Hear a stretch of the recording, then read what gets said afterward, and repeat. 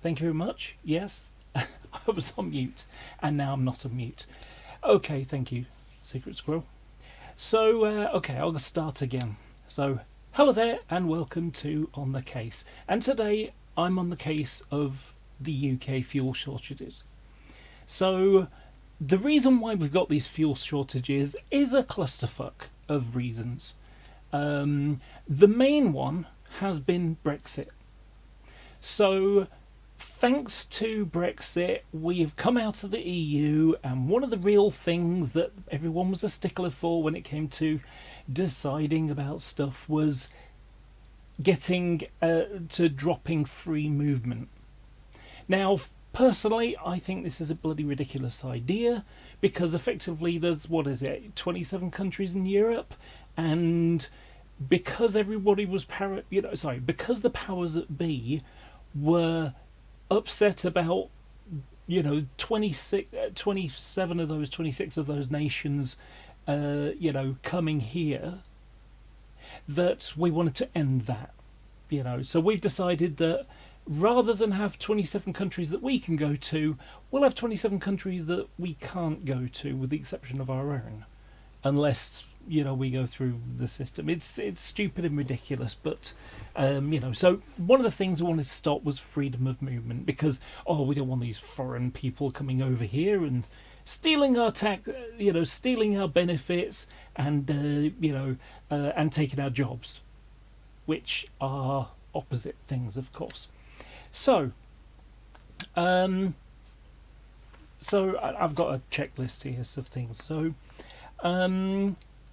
as a result of before Brexit, we've known for several years that we've had roughly 100,000 shortage of lorry drivers, truck drivers, to deliver food and goods and fuel and all sorts of things.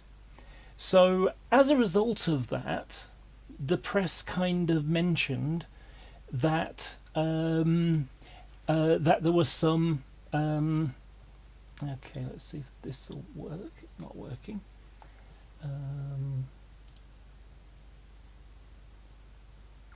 Wait a minute. That's on. If I turn that off. Yes, and transition. There we go. So I created this little picture. So basically, what's happened is there were about a dozen or so petrol stations, gas stations that couldn't get fuel because they didn't have enough lorry drivers to deliver it. And because the press made a mountain out of a molehill, because there are thousands and thousands. Let me just check. How many petrol stations in UK? We have 8,380 petrol stations in the UK, and because a few of them struggle to get fuel, they decided that they would. There is that one. No, that one. Yes. Okay, I think I'm getting a hang of this now. I've got a new toy that I bought. It's a Stream Deck, so I can press buttons, but I'm still learning how to use it. So I'm probably going to be really ropey at this. So so instead of having sorry, they reported that as if this small problem was a big problem. And so people panicked, and I shared it a moment ago. Let's see if I can do it again. That one off, that one on, yes. And then I can turn that on. Yes, excellent. Okay, I think I'm getting grips of it now. So I created this meme. It's based upon Sneakers, which I actually watched yesterday. And in this case, they're talking about banks. People think a bank might be financially shaky pretty soon. It is financially shaky because people draw out the money. So, and it's basically people think there might be a fuel shortage. The result? People start filling their tanks. Conclusion? Pretty soon there is a fuel shortage. And this is the problem that we're facing, effectively. That we've had loads of, we are queues of people, dozens of people, queued up outside petrol stations to try and get a small amount of fuel. And the thing is, most people, they get like a quarter of a tank. But instead, they've been getting a full tank. And then, many even filling up jerry cans as well. So as a result, all the fuel's being drained. And people aren't smart enough to realise that they're causing the thing that they're creating. The thing that they're complaining about, the fuel shortage, is caused by themselves queuing to fill up their tanks. And there isn't a fuel shortage. There really isn't a fuel shortage. It's just, a slight one. If people acted normally, this wouldn't be happening. But it's like Secret Squirrel said about the toilet roll panic. I survived the great toilet roll shortage of 2020. It's crazy how people are responding. And the reason why this has happened is, again, as I mentioned, part of Brexit. Because as a part of Brexit, we've dropped freedom of movement. Which means that we had a lot of lorry drivers that were coming from Europe, and so suddenly they go home and they can't come back because they need to get a visa and all that kind of stuff. It becomes a pain in the backside. But then it's an added problem is that we really don't respect lorry drivers in the same way as they do in the rest of Europe, because in Europe there are truck stops where you can actually stay, and they're positioned in many places around because people know. The authorities know that people need to, transport goods to certain places, and then they might need to sleep sometime, because they're only allowed to be awake driving for a certain amount of time. Otherwise, they can get fatigue, and next thing you know, there's people getting killed and stuff because someone falls asleep at the wheel. That's bad enough if you're driving a car. Imagine if you're driving a big, massive lorry. So, now, in Europe, they've got places to park. They've got wash and shower facilities there as well, and they can get good food. It's not just service station and which practically is fast food. So it's not that kind of stuff. I mean, transport cafes have disappeared. There used to be loads of them. Now, you barely see any at all. So all these factors have meant that, why would they want to come here and work and, not have the ability to, be treated like human beings when they can stay in, go to France and Germany and Poland and Latvia and all these other countries in Europe that they can go to. So it's been compounded by, all these little factors.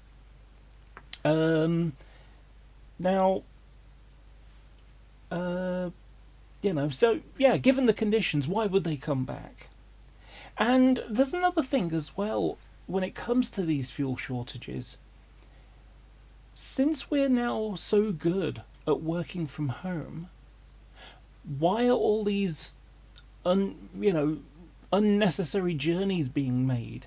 Why are people feeling that they need to drive? Because most journeys in the UK are under 5 miles. People just nip down the road to nip to the shops to grab, sort of a newspaper and a bottle of milk and, some bread and a couple of things. This is the day-to-day stuff. You get the big shop and then you've got little things that you might pick up. A lot of people don't even do big shops anymore. They pick up, a small amount every day on their way home or, from work or something. So, yeah, I wonder how many of these journeys are even necessary. And I've got something to share with you because I thought this was entertaining. And so let's try again. Webcam off, right screen, transition, yes, okay. So I caught this video and I thought it was entertaining, so I'm just going to play it for you. Queuing for petrol, queuing for petrol. We don't need petrol, 'cause I'm on a bike. I'm on a bike. I'm on a bike. Queuing for petrol, but I'm on a queue. It's a bit silly of him, but and it's amazing. You've literally had people fighting. I saw a video last week of someone with a knife in his hand and a punch up at one. I mean, it's just ridiculous that people are doing this. I mean, in my opinion, I think that unless you are,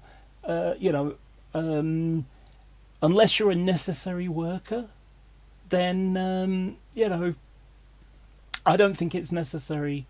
I think they should have a standard that if they're a necessary worker, you work at a hospital or something like that, they can get half a tank, and everyone else can get a quarter of a tank, and they can't get more than that, because effectively it's become a rationing issue.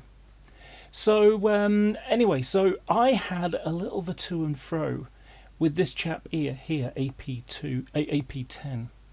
I hope you don't need ambulance service anytime soon, Jeremy. You won't be laughing when the emergency services or nurses or doctors can't get into work through lack of fuel. Totally responsible tweet, in my opinion. And I basically shared my little picture. Basically, you're using a hypothetical example of something that was caused by the motorists. This is exactly the same as the Great Toilet Roll Shortage of 2020. And so, of course it's caused by the motorists. They're the ones that need petrol. If the media report that there are petrol stations shutting down due to lack of petrol deliveries, then human nature kicks in and survival mode takes over. Same with loo roll, petrol, food, clothes, etc. And I asked him, I said, have you queued up to fill your tank in the last 2 weeks? And he said, no, I put £25 in on the 18th of September. I'm fortunate that my commute is relatively short. And I asked him, how short mileage? And he says, 4 minutes in the car.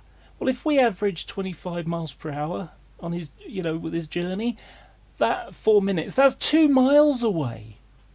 You could walk that in, you could stroll that in 30 minutes, or it's 10 minutes less probably on a bike. It's probably about 8 minutes, I think, at about 12 miles an hour if you just stroll along on a bike. So I said, why on earth are you driving? Ride a bike. And then he goes, maybe my disability prevents me from walking or riding a bike.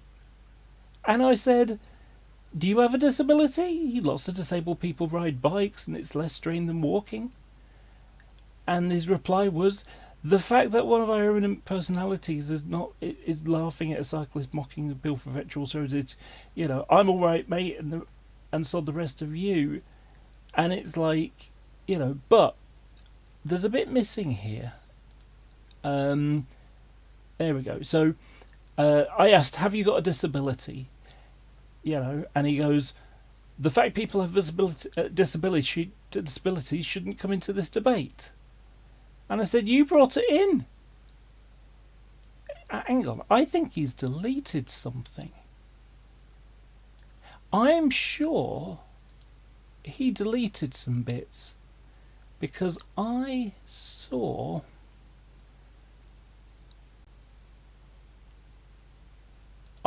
some. I think he's deleted stuff because I shared this. Because I said, have you filled up in the last 2 weeks? No, I put £25, how short, that kind of thing. Why on earth are you driving? Ride a bike. And his reply, it was, maybe my disability stops me from, have you got a disability? Lots of people. The fact people have disability shouldn't come into this debate. It's like, you brought it up as some weird apologetic for fuel shortages. I didn't. And it kind of, progressed through that. And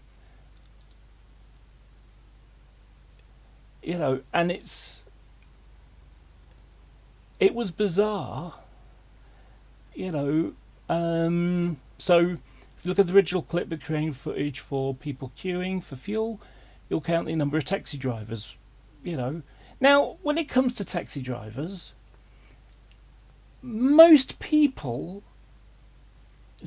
taxi drivers, or taxis, they sit empty half the time, and they carry 1 or 2 people. They weigh 3 tons, emit loads of pollution because they're all diesels, more or less. And excuse me, I need a drink. Got dry.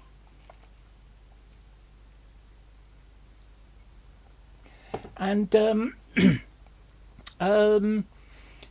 so it's like, how vital are taxis really? Compared to public transport. Because a lot of these things are happening in London, and of course London's got a very good public transport system, certainly better than the city where I live. And so, and it's like, I sort of continue with him. It's like, but why are you avoiding the fact that you brought up disabled drivers as an excuse for you driving 2 miles to get to work? And he then goes defensive, how I get to work, what I do at work, and my physical health had nothing to do with this debate. And it's like, but he brought it up. It's like, I asked him if he'd bought fuel, if he'd joined this queue to make the problem worse. Because when I listen to, I have an analogy for when I see people complaining about congestion, the rush hour in the morning and evening. My little joke about it is people complaining about congestion is like them swallowing laxatives twice a day and then complaining about how much time they spend sitting on the toilet. Effectively they're causing the thing that's upsetting them. They're adding to the problem by being a part of it. If you're not a part of the solution, you're part of the problem, to use an old catchphrase. And the same problem is here with this fuel shortage thing. If people are joining the queue and they're creating the problem, they have no right to complain about it being a problem because they're in the position of, causing. It's a cause and effect problem. Sure, the media may have caused the panic, but it's been made quite clear by everyone, including the petrol companies, saying, look, we don't have a shortage. We don't have a shortage. One of the things that happens at Christmas time is, despite the supermarket only being closed for 2 days, they will go and buy 2 trolleys full of food. But so as a result, knowing that this is going to happen, and when you get sunny weather or something like that, they expect there's going to be a lot of people having barbecue, so they'll get more sausages and barbecue stuff, including getting barbecues, so people can buy a new one. So they anticipate these things. Well, of course, there's been a fuel shortage because, they've got enough drivers to fulfill the demand mostly. But now they've got, like 4 times the demand, so to speak. If we go along a basic hypothesis that people usually have about a quarter of a tank, and when it gets low, they fill it up to about a quarter again. Well, they'll, when you've got people filling the tank, you've now got one person taking up 4 vehicles worth of fuel. If we average it off at that, and we're talking cars here, we're not talking about bigger vehicles. We're just talking the average person with an average car. And so, but it's like, isn't it interesting how, and like I say, it reminds me of the great debate people, that they create an argument, and when you start sort of popping holes in these things, when they start bursting their bubbles, they complain and then try diverting onto something else, and that's what this guy is doing. He brought out, maybe I've got a disability, and then says it shouldn't be a part of this discussion. And so a friend of mine on he says, I find it insulting when people like you use the disabled remark when using the disabled and mobility issues as cannon fodder their own selfish agenda. You don't know whether I have a disability or not. You're presuming. Whether I have a disability has nothing to do with my original tweet. No, but it certainly does have something to do with, the one over here where I asked, are you contributing to it? Effectively, I was asking. So it's it was hilarious. It's like, but you brought it up as if it's a valid argument to your biased opinions. I'm disabled. I have every right to challenge those with disability or mobility issues on their use as their cannon fodder. I said maybe I'm not. I am. Maybe I'm not. That's my business and nobody else's. And it just astounded me. Some of the... Oh, dear me. It really does astound me when I see people like this, He tried to... Effectively, he was... he was trying to use... Oh, I shouldn't have to ride a bike because maybe I've got a disability. Do you have a disability? Oh, how dare you suggest I'm here? The logic follows. So it entertains me the way that you get people acting like this.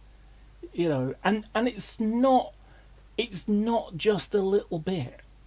Loads of people are doing this because, ironically from the guy saying, oh, as long as I'm all right, kind of thing. The irony of it is that's exactly what he was playing. He was playing the as long as I'm all right, I should be able to fuel up if I want to.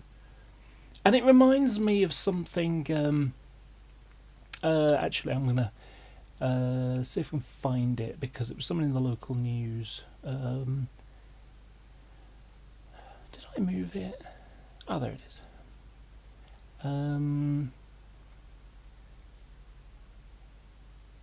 Let's try. Okay, why doesn't that work? There were a couple of people who were complaining about parking.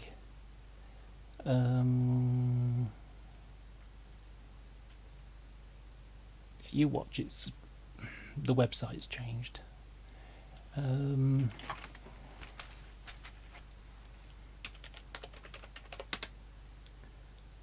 Does this work? Do you know what? I hate googling stuff. Some of these websites just annoy me. You can't even search it. Okay, let's try.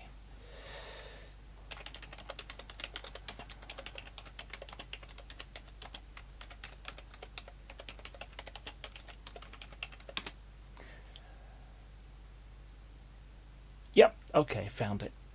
Okay, let me. Okay, so it's turn the webcam off, turn the right screen on, press the transition. Yes. Okay. So this was something in my local news, and it's sisters find note to Range Rover windscreen after with silicone after parking on the street. Note said, "Please stop using this street as a car park." And so, two sisters who drive matching Range Rover Velars claim that they've had notes stuck to their windscreens with glue and silicone after parking on a residential street. Ellie Newman, 36, who lives in Whitefield, and Sister Jordan, who lives in Prestwich, parked their vehicles on a street close to where they work in Whitefield. The sisters both drive individual Range Rover Velars in black and white, but the pair who work for a loan agency, which is basically where, I'm a bit short on money, can I borrow some money? Yes, you can. Oh, it's going to cost you 40% interest. Anyway, so say they've had notes left on their windscreens on several occasions, including being stuck to the glass with glue. On Thursday, Ellie discovered claimed she discovered a note stuck with silicone to a windscreen in the back of her Range Rover after she finished work. Please stop using this. Please stop using this street as a car park. Residents are coming home from work shopping and cannot park in their own street. And this is comical in itself, because it's amazing how many people think that the public highway, they can store their private property on the public highway, that like outside their house, that's my spot. Well, no. If people, you have what space is available, and if you can't, tough luck. Park around the corner, down the street, whatever. Note on the black felt tip pens, it read, "Please stop using this car park," yada yada yada. But Ellie and Sister Jordana are perfectly within their rights to park there, as they both pay tax. Well, this is a problem, because this is the road tax thing. A lot of people think that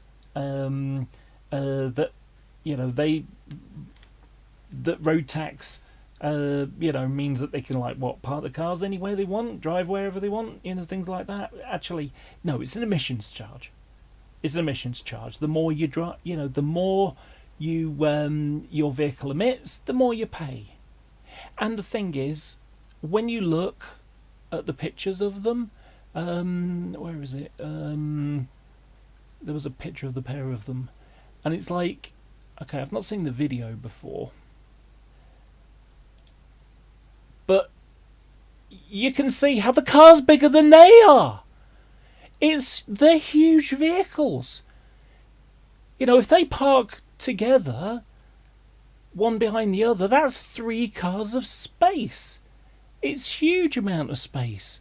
So they're complaining, about how awful is this. I can. Oh dear me. She said there are no yellow lines, which would mean you can't park there.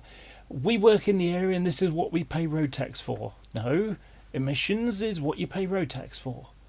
Our office has been there for 20 years. This has happened about 4 times. We've had our car scratched and had 4 notes left stuck on with paper, super glue, gaffer tape, and now silicone. This is criminal damage. Friends and colleagues, Richard Shard, 41, said she used to park her own vehicle on a nearby street, but also suffered vandalism. It's costed me to get my car repaired, so I won't park here anymore. I think it's jealousy. What you mean? Having a big car and it's jealous? Oh, you're jealous of me having this big car? No, it's people pissed off because they think they can park right outside their door. And it's kind of true, but it's also symptomatic of the problem that people think they have the right. It's a weird it's a weird idea that people think that they pay something, so therefore they can park wherever they want, and they have a right to park outside their house, and and I've there's I'm going to see if I can find something to illustrate, because there's a mentality problem, and I think what the problem we've got is that we have so many more. You know, our population has grown, but our road infrastructure hasn't grown at the same rate. So it means that people are fighting over a lot less space.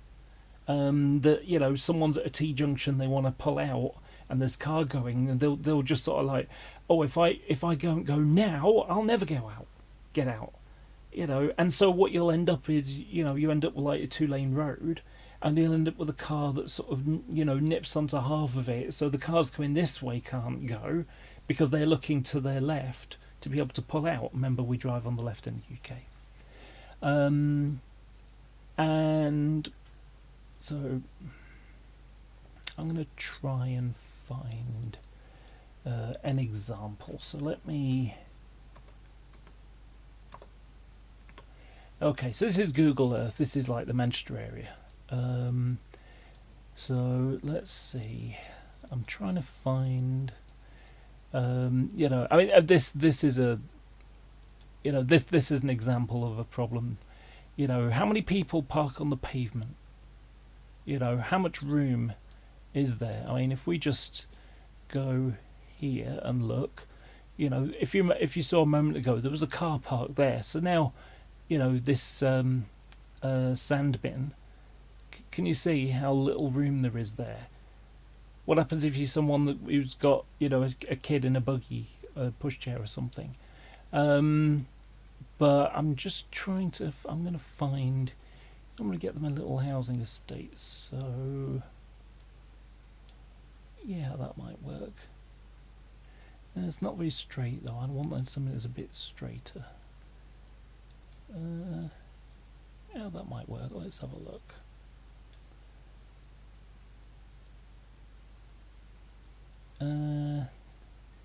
Yeah, not the best one again. No, this one they have got room to park. If this was a one-way street, wouldn't be a problem. Probably isn't.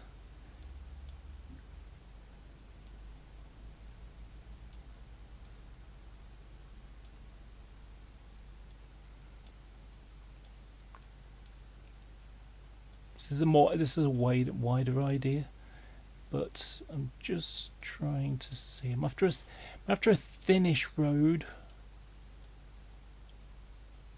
That's a school of some kind.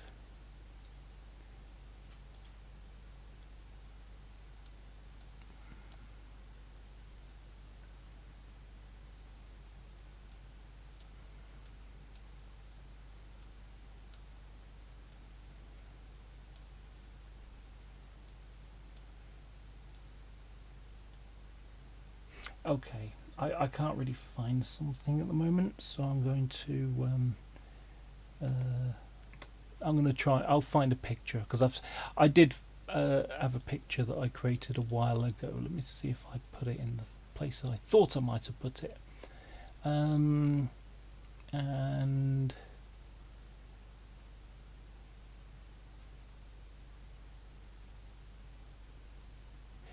no, of course I didn't. Okay. Oh, I do know one place. I do know a place.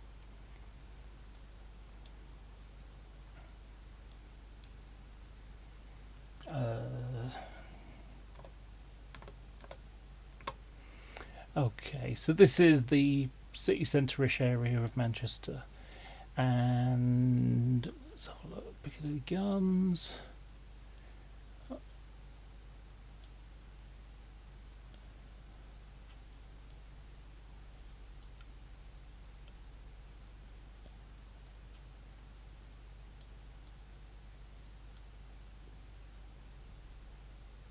trying to remember where it was now. Ah, yes, yes. Okay. Come up here. I think it's that road.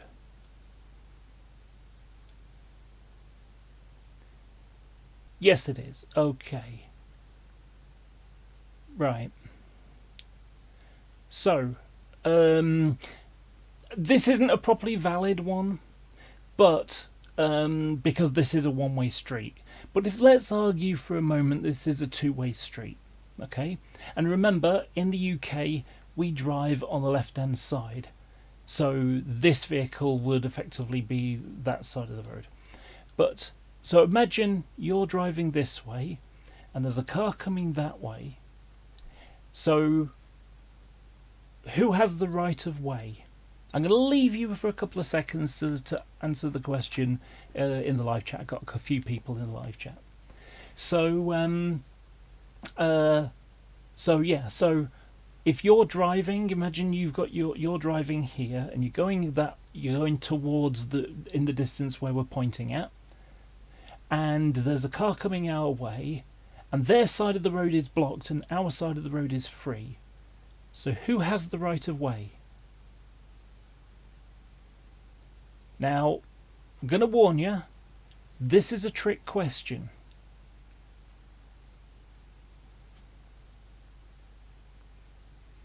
Any answers?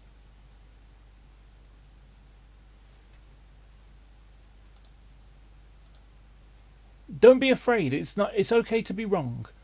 This is a conscious raising exercise here. So, you know, going to give it a few more seconds. Nobody's answering. Then again, I've only got 4 people watching, so, you know, who do I think I am? Nate the lawyer. Okay, so most people would have it in their head, well, if they're coming this way and their side of the road is blocked and my side is free and they have to give way, therefore I have the right of way. And the logic works. Unfortunately, it's not right, because the reality is that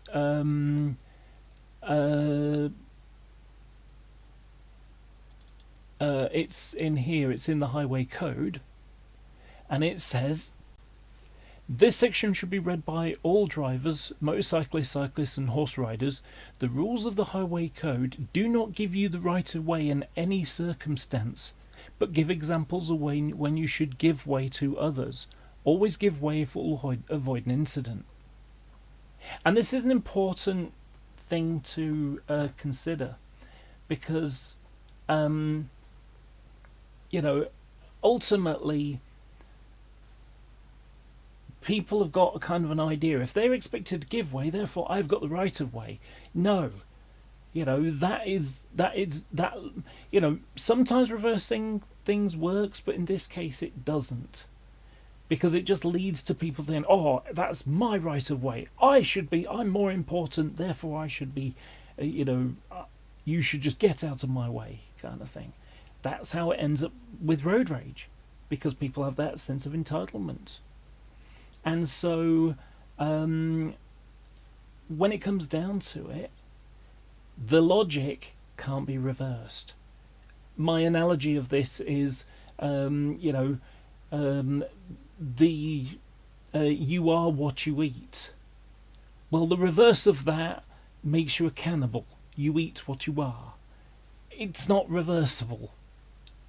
So, and this is what I mean, where, you know, where people have this entitlement, and people think they're entitled to block the road with all these fuel shortage queues, and it has been mayhem, absolute mayhem, all over the place. So this is a kind of an exercise of, you know, government screw up, you know, bigotry effectively, because, you know, we don't like foreign people, and so the foreign people don't want to come here and, you know, and do certain jobs, you know, drive trucks. They could drive trucks anywhere in Europe. Why would they come here where they've got no facilities, when they can work in France and have facilities? And people accept that, you know, yeah, lorry drivers, they bring us our goods, they fill our supermarkets with food, you know, those are necessary things, so we should make it easy for them. So all these little things, it just it's ridiculous the way that this whole thing has happened. And so, it's time that kind of thing stopped. And so, the moral of the story is, if you're not a part of the solution, you're a part of the problem. Stop buying a full tank of petrol. That's it. So thank you for watching. I hope you have a wonderful weekend, or the remains of it anyway. And I will catch you another time. Bye-bye.